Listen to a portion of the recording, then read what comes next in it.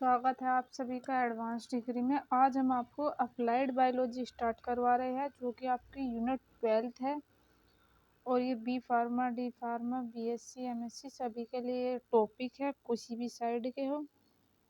तो देखिए, जो ये अप्लाइड बायोलॉजी है इसे हम कंप्लीट कराएंगे और इसके नोट्स भी प्रोवाइड हो जाएंगे। तो चलिए देखते हैं जो अप्लाइड बायोलॉजी होती है ये क्या होती है। अप्लाइड बायोलॉजी का मतलब है कि इसमें कोई भी प्रैक्टिकली, जैसे हम कोई भी लैब में जाकर किसी भी सेल को, एनिमल सेल हो, प्लांट सेल हो, उसे कैसे कल्चर करते हैं या ट्रांसप्लांट करते हैं, या किसी भी न्यू करैक्टर को लेते हैं उसे एक जनरेशन से दूसरे जनरेशन में ट्रांसफ़र करते हैं। यानी कि यहाँ पर एक्सपेरिमेंटल चीज़ों की बात होती है, जो हम एक्सपेरिमेंट करते हैं। तो अप्लाइड बायोलॉजी में हम ये सारे टेक्निक्स पढ़ेंगे। मैं आपको एक ओवरव्यू लास्ट में दे दूंगी।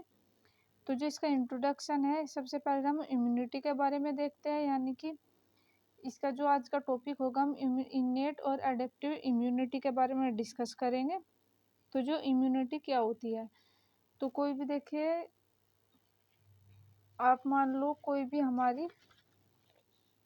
मान लीजिए ये हमारी कोई भी सेल है, इस पर एंटीजन और एंटीबॉडी बाइंड हुई रहती है। आपको पता है एंटीबॉडी हमारी हर सेल में होती है और एंटीबॉडी।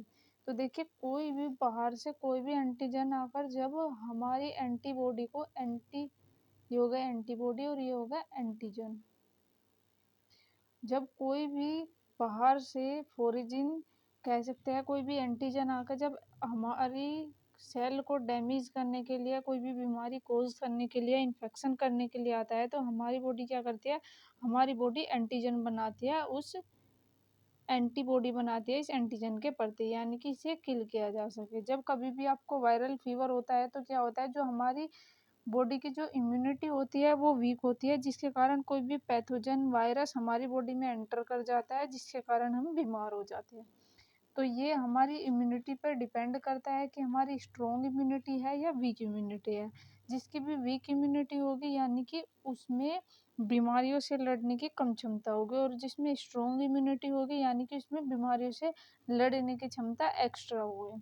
तो जब कोरोना चल रहा था, उसमें इम्यूनिटी के ही बेसिस पर वैक्सीन दी जा रही थी, यानी कि जिनकी इम्यूनिटी वीक थी उन्हें कोरोना बहुत जल्दी अपनी चपेट में ले रहा था। जिनकी इम्यूनिटी स्ट्रॉन्ग थी वो लोग बहुत टाइम तक बचे रहे कोरोना से। और वैक्सीनेशन की प्रोसेस जो चल रही थी उसमें क्या किया जा रहा था, उसमें बॉडी में एक आर्टिफिशियली इम्यूनिटी को डेवलप करके वो दी जा रही थी सभी को। तो बॉडी के पास defence against foreign substance, antigens, protein, pathogen, polysaccharides and even self molecule in the case of the auto immune response. तो जो ये रेस्पॉन्स होता है, यानी कि ये ऑटो इम्यून रेस्पॉन्स होता है, यानी कि जो हमारी इम्यून सिस्टम होती है वो किसी भी एंटीजन के प्रति कैसे रेस्पॉन्स करती है, वो हम इसमें देखते हैं इम्यूनिटी में। तो देखिए, जो सबसे पहले काम किया गया था वो जेनर्स ने स्मॉल पॉक्स वैक्सीन पर वर्क किया था। यानी कि एक साइंटिस्ट थे जिन्होंने सबसे पहले स्मॉल पॉक्स की वैक्सीन बनाई थी। तो इसमें किस इम्पोर्टेंस क्या है, जो ये वैक्सीनेशन होता है या इम्यूनिटी होती है कैसे स्ट्रॉन्ग की जा सकती है। तो देखिए, वैक्सीनेशन के थ्रू, यानी कि वैक्सीन बनाकर जब हमारी बॉडी में इंजेक्ट किया जाता है, तो उसके थ्रू हम क्या करते हैं, हम हमारी बॉडी को एंटीबॉडी प्रोवाइड हो जाती है। यानी कि आर्टिफिशियली भी हो सकते हैं हमारी बॉडी खुद भी बना सकती है। अगर किसी भी बीमारी से लड़ने के लिए हमारी बॉडी खुद बनाएगी तो उसे टाइम लगेगा बनाने के लिए, इतने हमारी जो सेल होगी वो डैमेज हो जाएगी। और अगर हम आर्टिफिशियली कहीं से वैक्सीनेशन करा लेंगे या वैक्सीन के रूप में, कई प्रोसेस यहाँ पर आपको दिखाई दे रही है जो इम्पोर्टेंस में लिखी है, अगर उन प्रोसेस को करके हम कोई भी एंटीबॉडी बाहर से आर्टिफिशियली लेते हैं तो हमें बीमारियों से लड़ने की क्षमता जल्दी आ जाएगी, और जो हमें डिसीज़ हुई है वो भी किल हो जाएगी। तो देखिए, वैक्सीनेशन के थ्रू हम अपनी बॉडी को प्रोटेक्शन दे सकते हैं, और इम्यूनोथेरेपी के थ्रू देखते हैं, ऑटो इम्यून डिसीज़ का ट्रीटमेंट करके दे सकते हैं, और कैंसर इम्यूनोलॉजी का यूज़ करके हम कर सकते हैं। तो हमारी बॉडी में जो वायरस होते हैं, जो पैरासाइट्स होते हैं, जो बैक्टीरिया होते हैं, जो फंगस होते हैं, हमारी बॉडी के होस्ट से इनसे बचने का प्रयास इम्यूनिटी कहते हैं। तो देखिए मैंने अभी आपको बताया था कि कोई भी बैक्टीरिया हमारी बॉडी में एंटर करने के लिए आता है, तो जो हमारी होस्ट सेल होती है, तो इनके पास खुद का तो न्यूक्लियस नहीं होता। जैसे कोरोना आया था, तो कोरोना क्या था, वो आरएनए था, यानी कि वो बार बार रेप्लिकेट कर रहा था, यानी कि इसकी जो साइट थी वो चेंज हो रही थी, जिसके कारण अगर डीएनए होता तो सेम होता, लेकिन जो अब आरएनए क्या होता है, डीएनए की कॉपी होता है। तो ये बार बार अपनी वेब चेंज कर रहा था। जब फर्स्ट वैक्सीन बनाई गई थी, तो इतने फर्स्ट वैक्सीन बनाई, इतने इसने अपनी वेब को चेंज कर लिया, यानी कि इसने अपनी साइड को चेंज कर लिया। तो जो आरएनए होता है वो कॉपी करता रहता है, मल्टीप्लिकेशन करता रहता है। इसी कारण जब ये जो कोरोना आया था, उसके पास खुद का न्यूक्लियस नहीं था, यानी कि वे कह सकते हैं नॉन लिविंग था। लिविंग और नॉन लिविंग, पहले मैं आपको बता दूं, लिविंग वो होता है जो जीवित होता है, जो खुद चल फिर सकता है, मूवमेंट कर सकता है, लोकोमोशन कर सकता है, रिप्रोडक्शन कर सकता है, ये तो हो गया लिविंग। और जो नॉन लिविंग होता है, तो जो नॉन लिविंग होता है, ये क्या होता है, ये जीवित नहीं होता, यानी कि खुद लोकोमोशन नहीं कर सकता, रिप्रोडक्शन नहीं कर सकता, ये कोई भी प्रोसेस नहीं कर सकता नॉन लिविंग। लेकिन जो लिविंग होता है वो मूवमेंट कर सकता है, लोकोमोशन कर सकता है, रिप्रोडक्शन कर सकता है।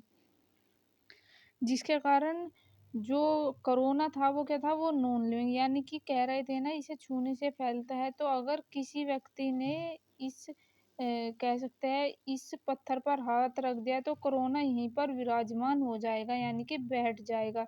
इतने कोई शख्स इसे नहीं छुएगा, ये दूसरी जगह ट्रांसफर नहीं होएगा। तो क्या हुआ, ये दूसरे की सेल को यूज कर कर कार्य करता है, यानी कि इसके पास में खुद की कोई सेल नहीं होती। तो इसलिए ये क्या था, ये नॉन लिविंग था, ये छूने से फैल रहा था। तो इससे बचने के लिए ये क्या कर, कोरोना था, ये हमारी बॉडी की जो सेल होती है उसको यूज कर रहा था। इसकी कोई खुद की कह सकते हैं सेल नहीं थी, जो ये एक जगह से दूसरी जगह मूवमेंट कर सके या रिप्रोडक्शन कर सके। तो देखिए, अब क्या देखते हैं, टाइप ऑफ इम्यूनिटी। तो इम्यूनिटी के कुछ टाइप्स होते हैं। तो सबसे पहले इन्नेट इम्यूनिटी और एडेप्टिव इम्यूनिटी। तो जो इन्नेट इम्यूनिटी है, ये बहुत पुरानी इम्यूनिटी है, और जो एडेप्टिव इम्यूनिटी है, ये न्यू इम्यूनिटी है। तो पुरानी और नई से मैं आपको मतलब समझा दूंगी कि तो जो ये इन्वर्टिब्रेट इम्यूनिटी प्रेजेंट, तो जो इन्वर्टिब्रेट्स होते हैं, जिनमें रीढ़ की हड्डी नहीं पाई जाती, जिनमें बैकबोन नहीं पाई जाती, इन्वर्टिब्रेट्स उन्हें कहा जाता है। इन्वर्टिब्रेट में प्रेजेंट होती है हमारी बॉडी के कुछ चीज़ों, जो हमारी बॉडी होती है, कुछ चीज़ें हमें जन्म से ही प्राप्त होती है। जैसे हम जब गर्भ में रहते हैं, यानी कि माँ के पेट में रहते हैं, कोख में रहते हैं, तो वहाँ पर क्या होता है, प्लेसेंटा के थ्रू हमें इम्यूनिटी प्रोवाइड होती है। तो जब कोई भी बेबी का बर्थ होता है, तो 1 से 4 दिन तक जो माँ का दूध होता है, ब्रेस्ट से जो पीते हैं, शक करते हैं बच्चे, वो येलोइश कलर का होता है, और उसमें सबसे ज़्यादा एंटीबॉडी होती है, जो कि बच्चों को प्रोटेक्शन देने का काम करती है। तो ये हमारी बॉडी में कुछ चीज़ें जन्म से ही होती है, जैसे एपिथेलियल सेल। जो एपिथेलियल सेल होती है, ये क्या होती है, ये प्रोटेक्शन करने का काम करती है। ये तो कोई भी जब हमारी बॉडी में एंटीजन एंटर करता है, तो ये तुरंत ही एक्टिवेट हो जाती है और शॉर्ट टाइम के लिए रेस्पॉन्स करती है। बस इसकी डिसएडवांटेज है कि ये शॉर्ट टाइम के लिए रेस्पॉन्स करती है, किसी भी पैथोजन को रोकने का काम करती है। और ये क्या करती है, कोई भी एंटीजन आया तो उसे क्या करेगी, पैथोजन को रोकने का काम करेगी। जो एडेप्टिव इम्यूनिटी होती है, ये न्यू टाइप की होती है। ये क्या है, ये ओल्ड टाइप की है, ये न्यू टाइप की है, ये सेकंड लाइन होती है। ये फर्स्ट हो गई, ये सेकंड हो गई, ये इसमें एक्टिवेट होती है, ये जिसके लिए एक्टिवेट होती है, यानी कि ये सामने आने का जब कोई भी एंटीजन आएगा, तो सबसे पहले कौन लड़ेगी, पहले इन्नेट इम्यूनिटी एक्टिव होगी, सेकंड टाइम में कौन होगी, एडेप्टिव इम्यूनिटी होगी, और ये एक्टिव होती है, उसे को रोकने का काम करती है।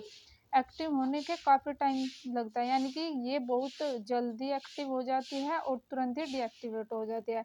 लेकिन इसे एक्टिव होने में टाइम लगेगा, और ये लॉन्ग टाइम तक रेस्पॉन्स करती है, यानी कि उसे लॉन्ग टाइम तक रेस्पॉन्स करने का काम करते हैं। यह बहुत स्ट्रॉन्ग होती है, ये वीक होती है और ये जो होती है ये स्ट्रॉन्ग होती है। यदि कोई पैथोजन बार बार बॉडी में एंटर करने का काम करता है तो उसे भी ये याद करने का काम करता है, यानी कि ये मेमोरी सेल की तरह भी यूज होती है।